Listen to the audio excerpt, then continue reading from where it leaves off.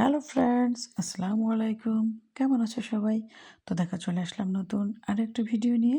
তো এখন আমি করব পেঁপের ভর্তা। আর এটা কিন্তু কঠিন কিছু না, সবাই পারে। কিন্তু আমি যেহেতু একটু অন্যরকমভাবে করি, তাই ভিডিও করা। আর এই ভর্তাটা করা শিখেছি আমি আমার মায়ের কাছ থেকে।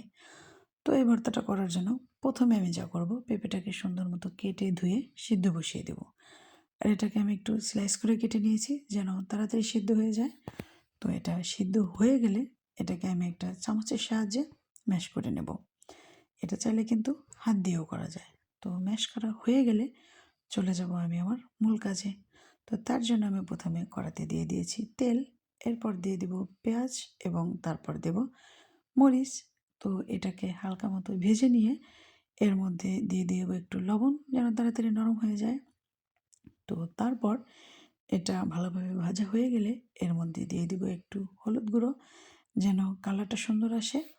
তো তারপর এটাকে একটু নেড়ে চেড়ে এর মধ্যে দিয়ে দেব ওই ম্যাশ করে রাখা পেঁপেগুলো। এবার এটাকে নেড়ে চেড়ে এই পেঁয়াজ মরিচের সাথে খুব ভালোভাবে মিশিয়ে নেব।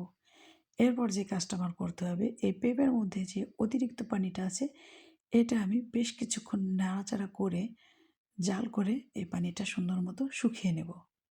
তো এইভাবে করে নেড়ে চেড়ে ভাজা ভাজা করে নামিয়ে নিলেই রেডি হয়ে গেল আমার পেঁপের ভর্তা। তো এইভাবে করে পেঁপের ভর্তাটা করলে কিন্তু খেতে বেশ ভালোই হয়। তো কেউ যদি এভাবে করে না থাকো, প্লিজ একবার করে খেয়ে দেখো, খুব টেস্টি হয় খেতে। আর দেখো আমার ভর্তাটাও কিন্তু সেই হয়েছে, খেতেও কিন্তু দারুণ হয়েছিল। তো ভালো থেকো সবাই, টাটা।